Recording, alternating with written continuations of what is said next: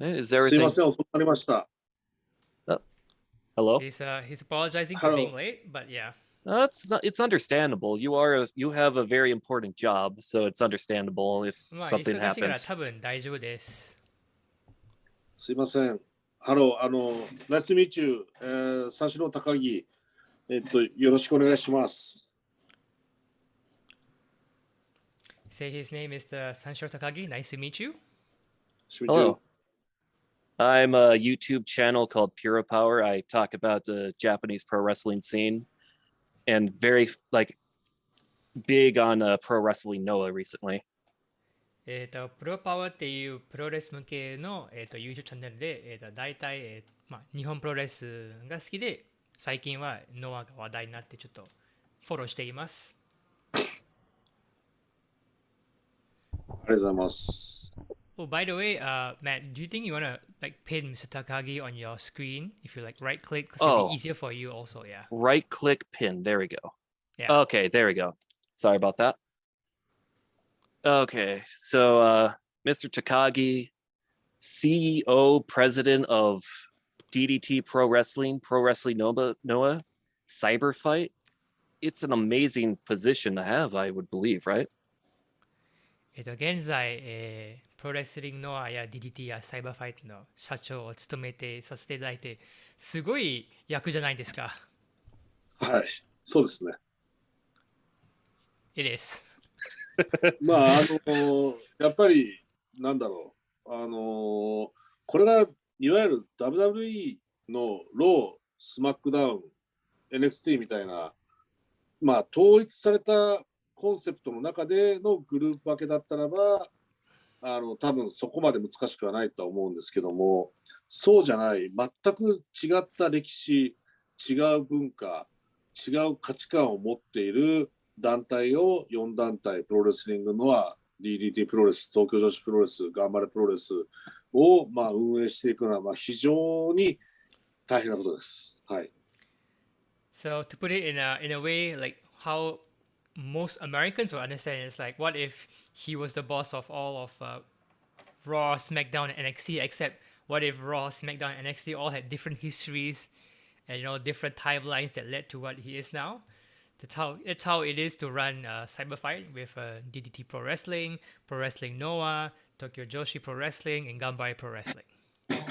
That is a very amazing thing to do.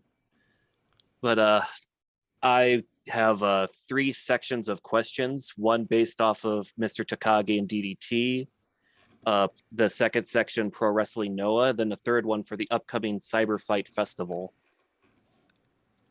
今回の質問リストは、3部分があって、まずは高木社長と DDT で、2個目はプロレスリングノアで、最後はサイバーファイトフェス向けの質問になります。はい。All right. Our first question. You built an independent wrestling promotion with a little over 100 people on an average show to one of the biggest promotions in Japan today, with a great talent pool and corporate backing. How much of your vision of wrestling do you believe contributed to DDT's rise as the wrestling world in Japan changed over time? 社長はインディー団体からサイバーエージェントに参加まで、高木社長のビジョンはどれだけ DDT に影響されたんでしょうか？もう一回お願いします。はい、インディー団体からサイバーエージェントに参加まで、社長のビジョンはどれだけ DDT に影響されたんでしょうか？ DDT に影響されたか。DDT に影響されたというよりも、そのビジネスっていう部分においては、2000何だっけな、14年 ?15 年ちょっとその辺あれなんですけども、僕、レッスルワンという団体の CEO をやってまして、その時に、K1 のオーナーでもある矢吹さんって方がいらっしゃるんですけども、その K1 を、まあ、今では規模に押し上げたっていう、まあ、人がいるんですけども、その方に結構そのビジネス的な影響を受けたっていうのはありますね。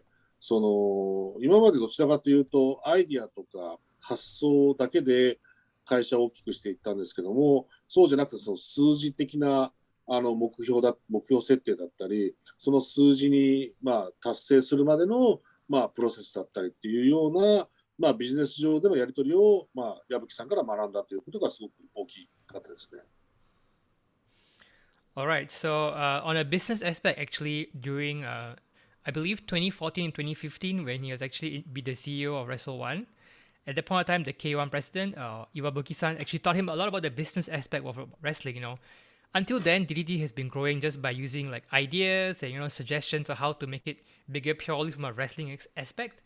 But through this learning experience with Iwabuki-san, he learned how to grow DDT from a business point of view. I did not know that about Russell One. That's amazing to hear for the first time.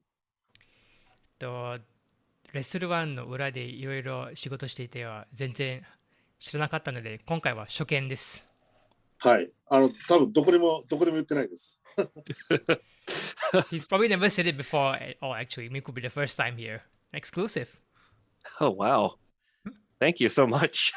ありがとうございます。はい。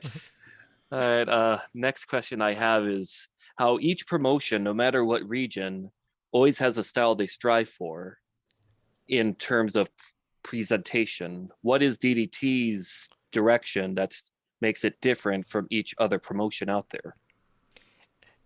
各団体は自分のスタイルを持ち、DDT のスタイルを説明としたらズバリ何ですか？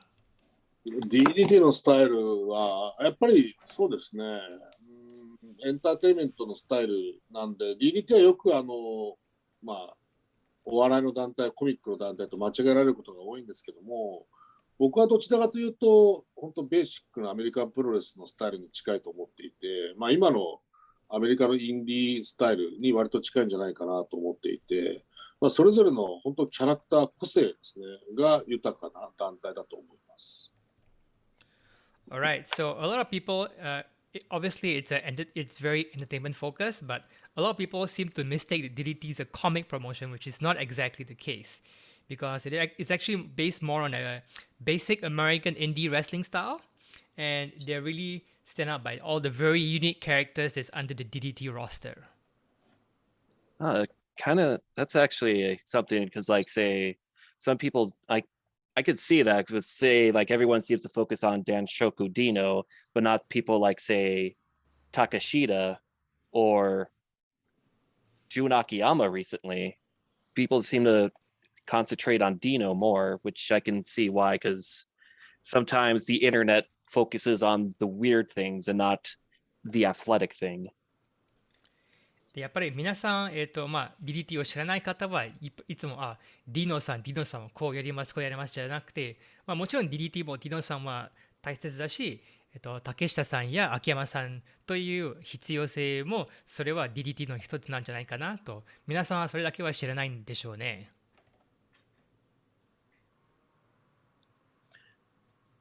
All right. I have the next question. I think it kind of got answered already, but you still want me to ask anyway? さっきの質問は、次の質問はもう答えなので、多分スキップでも大丈夫でしょうか？はい、大丈夫です。Alright, so we can just go on to the next question. Okay. Some promotions have actually tried to copy your style but failed. What do you think was your key to success? やっぱ、他の団体は DDT を真似しようとしたら、失敗になってしまいました。だとしたら、どうして DDT だけは成功に至ったでしょうか？や成長していくプロセスをファンのみんなと共有していったというのが大きいのかなと思っています。DDT は一番最初の立ち上がりはそれこそ日比谷ラジオシティという小さいディスコだったり、北沢タウンホールという200人ぐらい入ればいっぱいになるような小さいホールからのスタートで、その成長していく過程、それが後楽園ホールに初進出して成功させて、後楽園ホールが埋まって、次に両国国技館大会に進出して、日本武道館、埼玉スーパーアリーナっていうところのそのステップを多分共有できたのが一番大きかったのかなと思っています。All right, so Takagi-san feels like, the growth is shared with the fans and it's very visible to the fans, which is the key for them to be a success. Because they actually began, as a very, very small indie promotion in Hibiya Radio City, which is actually like a disco hall, and like Kitazawa Town Hall, also a very, very small like a hall in Japan. And then they grew up to be able to fill Korakuen Hall. They filled Korakuen Hall. They went to Ryogoku. They filled Ryogoku. They went to Budokan. They did a best Budokan on the Saitama Super Arena. So you can see the growth, the visual growth is actually very visible to the fans, and that's what he feels that makes DDT a success. Well, that does that. Sorry, that answers that one then, because like considering how some of the promotions that have tried just seem to stagnate, like say Hustle in the past. So the next question I have, if you could choose one moment that created the best form of it, like, let me try that again. If you could choose one moment that created the biggest turning point in DDT's history, what would that moment be? DDT のターニングポイントと言ったらどこでしょうか？それはもう2009年の両国国技館大会。これがターニングポイントですね。メインイベントは、原島、KOD、その当時 KOD、世界チャンピオンベルトを持っていた原島と、井伏浩太のシングルマッチ。私はグレートサスケさんとのシングルマッチ。でしたね。まあ、DDT 初めての、いわゆる1万人以上のキャパシティのアリーナ大会だったんで、これが多分ターニングポイントだったと思います。Alright, so it has to be the Ryogoku show in 2009. It was at that time, I believe the main event was Harashima as the KOD champion versus Kota Ibushi. As for Takagi-san, he went against the great Sasuke. So it's actually the very first show with over like in a 10k capacity or more arena. So that if it's a turning point, it definitely has to be that particular show. Man, the great Sasuke, that guy, like he is a freaking living legend from what I've seen of him. So that is a massive honor to be in a match with him. グレートサスケさんは今だ現役で、本当レジェンドも言えるでしょうで、高木さんとの試合はぜひ個人的にも見てみたいですと言われます。はい。All right. Now, this is going to be a bit of a two-parter question. The first part of it is many promotions, they bring in a lot of foreign talent. What is like DDT's ideal foreign wrestler that they strive for? And then the second part is, if there was any legendary foreign wrestler from the past that you wish to have worked with in DDT. Alright. DDT の理想な外国人選手像はズバリ何でしょうか？そしてもし、レジェンド級の外国人選手を呼ぼうとしたら、もし今でも呼んでる形としたら誰を呼ぶでしょう？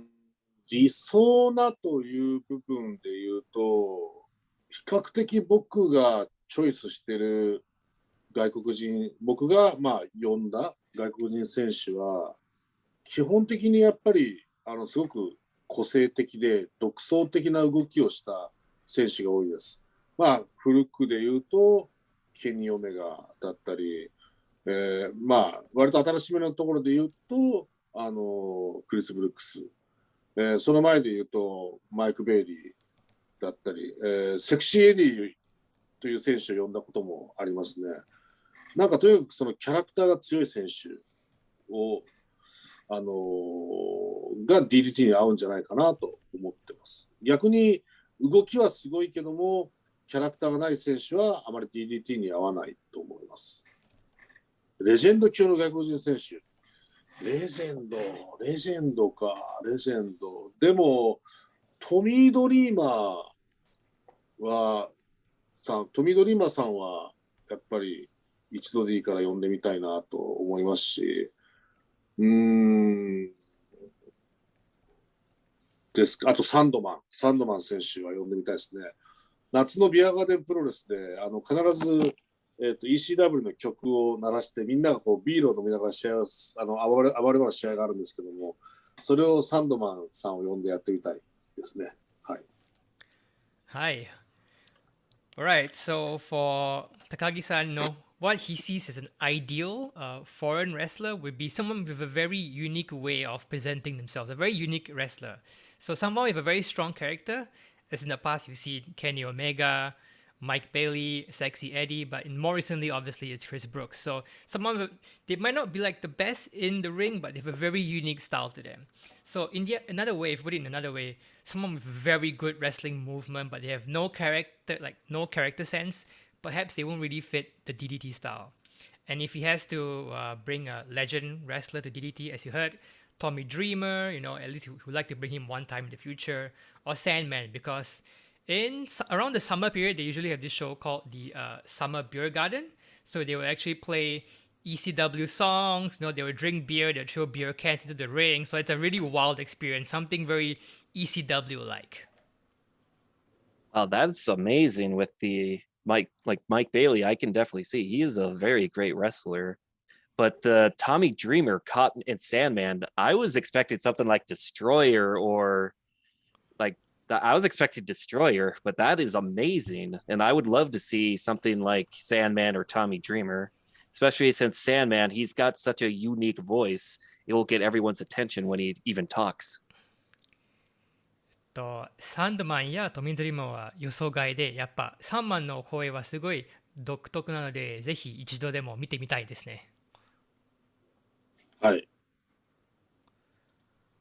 Alright, Okay. next question. Next one is about Jun Akiyama, with how he's recently been amazing right now ever since joining, with even winning the KOD championship.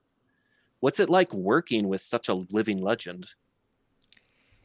最近だとすると、秋山選手が DDT に在籍して、KOD 無差別級王者も1回奪還してて、秋山さんと仕事すると、秋山さんが DDT に影響することは何でしょうか？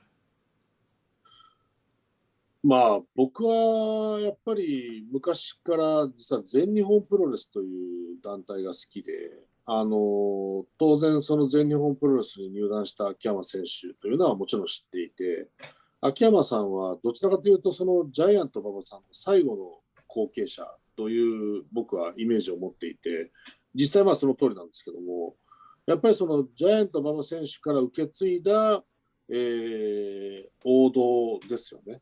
という、まあ、その全日本プロレスの魂の部分をやっぱり DDT で披露したらどうなるのかな、そこに融合したらどうなるのかな、それはもうすごく化学変化を起こして拒絶反応なのか、それともまた新しく DDT のスタイルがさらに進化していくのかっていうところで、まあ、そこをまあ期待して来てもらったというところはありますね。はい。Alright, so from the past, of course, Takagi-san loves watching All Japan. Of course, he knows Akiyama, and to him, he feels like that Akiyama-san is the last successor of the Baba style in All Japan. So he still carries the soul of Japan with him. So what if Akiyama-san joins up with DDT? Will there be chemistry happening? Would it be the opposite? He wants to see how DDT's growth will be improved with the addition of Akiyama-san into their ranks. That makes a lot of sense because like Akiyama is like ever since I first saw him, I just thought he was the greatest guy ever. And his theme song from the Baba days, Shadow Explosion, is one of the best theme songs I've ever heard to this day. 個人的にも、秋山さんの前からずっと好きなので、あともう、シャドウエクスプロージョンは、入場曲の中では多分神だと思います。ああ、そうですね。シャドウエクスプロージョン確かに。秋山さんはDDT に参戦したときに全日本プロレスで使っていた曲じゃなくてシャドウエクスプロージョンで入場したいというリクエストでかけてます。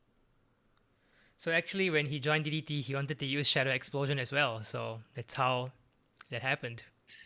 Oh man, that is so cool. The next question is about Takeshita. He's currently on an American excursion. What do you think he will learn in America? はい、現在、竹下選手は北米遠征中で、高木社長から見ると、竹下さんはアメリカで何を得られるでしょうか？もうそれはただ一つで、本当に世界的な知名度ですね。はい。やっぱり竹下にかけているのはそこだと思うので、で、あと DDT にかけているものはそこです。世界的な知名度のある選手。竹下はその可能性を十分に持っていると思います。Alright, so basically he's gonna get his name out there overseas, just by being there, get his name out. People will know what Takeshita is, and maybe perhaps he'll affect DDT in the same way as well. All right. Next question. Well, then again, it is doing very good because like some of the shows that he's on are getting a lot of attention. That does so. Yeah, yeah. Next question I have is for, say, after Takeshita, what other wrestlers do you see going to Excursion in the future? 今後、竹下に続き、もし、また AW に遠征行ってみたい選手とかは誰でしょうか？うーん。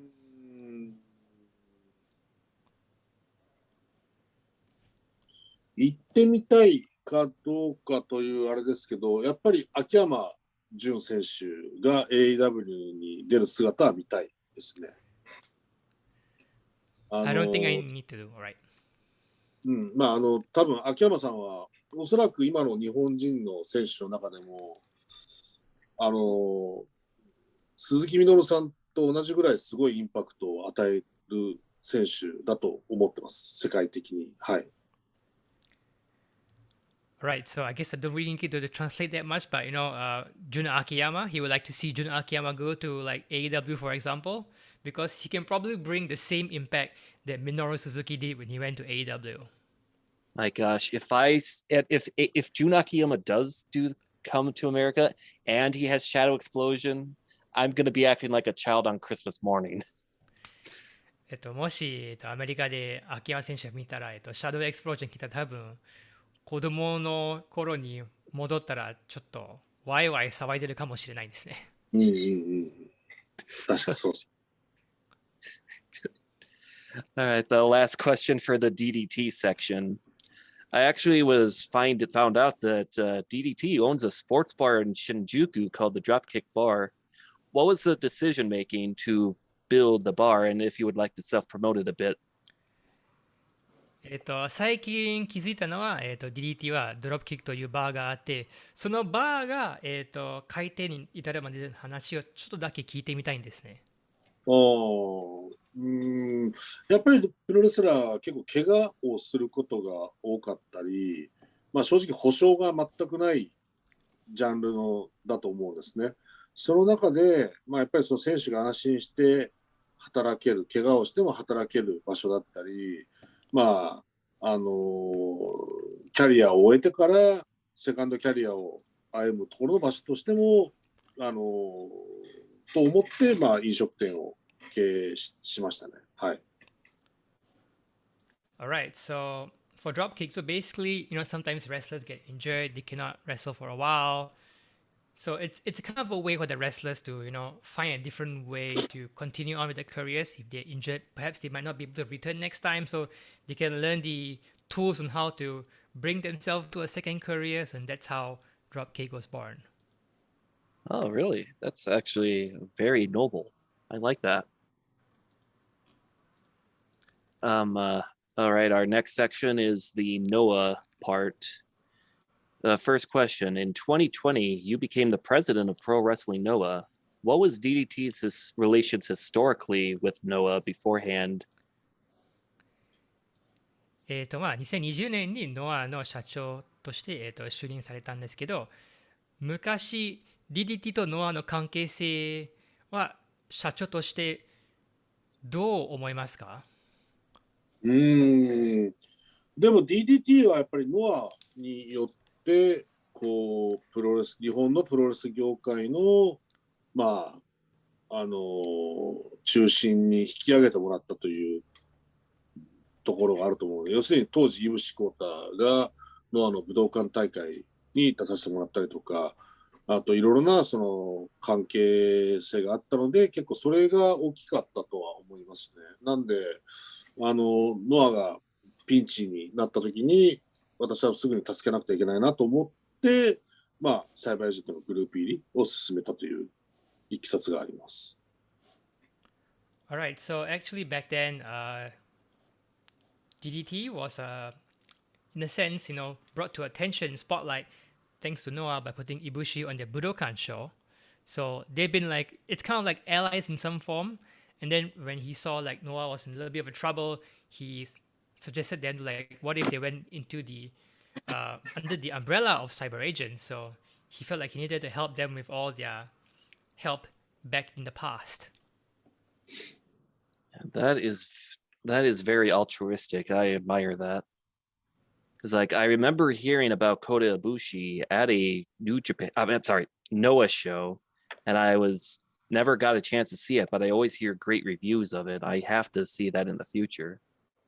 So I definitely like thank you for helping Noah in its time of need. 個人的にも、イブシさん初めて聞いたのはノアなんで、うん試合としてはまだ見ていないんですけど、ノアのファンとして助けてくれてありがとうございます。ありがとうございます。All right. Next question I have here is historically, Noah has had many legends through its history, such as Masawa, Kobashi, Akiyama, Takayama, creating spectacles with that have surpassed the standard of time. Was there any pressure to become president of such a promotion? やっぱりノアの歴史としては、三沢選手とか小橋選手とか秋山選手とか竹山選手がすごい、ベストバウトをやっていたんですけど、そういうベストバウトを持っている会社を就任した時のプレッシャーとかはあるんですか？いや、もうそれはもうプレッシャーしかないですね、正直。なんだろう、結構、DDT とのノアは全く歴史も文化も違うので、正直、そこに自分がいていいんだろうかっていうのはあったんですけども、まあやっぱりグループ入りを進めたときは、そこは全くあまり考えてなかったところで、ただまあ、そうですね、本社のサイバーエージェントの意向で、まあ、ノアを、社長もやってほしいと言われたときに、まあ、かなり覚悟はしましたね。はい。だから、まあ、今でもやっぱり正直なこと言うと、ちょっとまだ、自分がふさわしいとは思ってはいないですけども、でも現場にほぼほぼ任せているので、はい、そういう点では安心はしています。So Takagi-san feels nothing but pressure actually to be able to run such a big company because DDT and Noah has totally different histories and totally different backstories. So he really doesn't feel that he should belong in this particular spot because he never thought he would be in such a position. But the higher ups at Cyber Agent recommended that he should take that role. So he prepared himself mentally and, he still doesn't think he's fit for the place, but most of the running is actually left to Takeda-san, on like the ground. Oh, I did not know that. Man, Takagi, you like I'm kind of speechless right now. I apologize. びっくりするぐらい無口になってしまいました。こんな大役に任せられるなんて。Next question I have is how there have been times where Noah's fan base shrunk over time. What is the strategy for Noah to bring those fans to come back? ある時期にノアの、視聴者やファンはすごい、下げちゃって、またそのファンベースを戻るための秘策とかコツは社長から見ると何でしょうか？ノアをもう一回ちょっとお願いします。ある時期にノアの、視聴者はすごい下げちゃった時期があったんじゃないですか。で、で、またそういうファンのみんなを戻るためのコツとかは、何だと思いますか？まあでも、そのサイバーエージェントにやってるアベマだと僕は思っているので、まあアベマっていうので、やっぱり新しい、まあ、インターネットのメディアだと僕は思っているので、まあそこにやっぱりこうアピールしていって、パイを増やしていくしかないかなと、パイ、ノアを知ってもらうのが一番いいんじゃないかなと思いますけどね。So he's been relying on Abema TV. It's like an online internet service, like TV internet service in Japan, and that was like getting one way to get the fans back is by using that net online service to appeal people to go watch wrestling again by way of Noah. No, that makes sense. I have heard of Abema, and social media is a big deal. So that definitely is a good strategy. The next question I have is All right, sorry, just to cut you off before we continue, like we don't really have much time left, so maybe you could try to get to the next CyberFight part. I'm so okay, sorry. I apologize for that. でやっぱ時間のちょっと問題なんで、サイバーファイトの方の質問に、移動して、締めようと思います。ちょっとあんまり時間がないと思いますので。すいません。I'm so sorry that, yeah, but we don't have much time left, so. Okay, I apologize for that. Next question I have is with for the CyberFight Festival show. I noticed Rob Van Dam, a big name over here in America. Like, what do you think of Rob Van Dam as a wrestler that attracted you to bring him over? やっぱり今回のサイバーファイトフェスに、RB 選手というすごい有名な、まあ、レジェンド級の外国人選手を、呼ぶにあたって、どうしてロブ・バンダム選手を選んだんでしょうか？これはでも、まあ、やっぱりその世界に通じる、レジェンドクラスの選手を呼びたいっていうのはあったんですけども、一つのやっぱり決め手になったのは、ロブ・バンダム選手のツイッターのフォロワーが100万人以上いたということですね。とにかくやっぱりそのサイバーファイトという存在だったり、ノアや DDT、東京市プロレス、頑張りプロレスという存在を知ってもらうためには、まあ、多くの発信が必要になってきますので、やっぱりロブ・バンダム選手の SNS の発信力というのは非常に魅力的ではありました。Alright, so for him personally, he wanted to bring a legend, like a legend class foreign wrestler. And looking at RVD's Twitter followers, he's about like 100K followers. So, someone with this such huge mass appeal to an overseas audience is somebody that could really get more eyes onto the CyberFight product. Huh. I thought it would be like with how early with Tommy Dreamer Sandman, that ECW flair. That is amazing about the whole social media from earlier. The next question I have is the main event of the show. Go Shiozaki is defending the GHC heavyweight title against Satoshi Kojima. The tension in this match is very high. Have you ever had a match with this much anticipation? 次の質問は、メインイベントについて、やっぱり、塩崎選手の対戦相手は小島選手なんで、こんなに緊張あふれる試合とは今まではないと個人的に思いますが、どう思いますか、この対小島選手という試合として。まあでも僕は1月8日に新日本プロレスとノアの対抗戦があったんですけども、その続きというような感覚で僕は捉えてますね。はい。だすごく剛腕ラリアット対決というのが一つの目玉になってるんですけども、そこかなと思ってます。Alright, so actually, he feels like it's a continuation of the January 8th show earlier from this year. So it feels like a battle of like the lariats. Who has the stronger lariat between Shiozaki and Kojima? Oh, wow. Oh, man, that's going to be a tough one because there are so many great lariats in wrestling.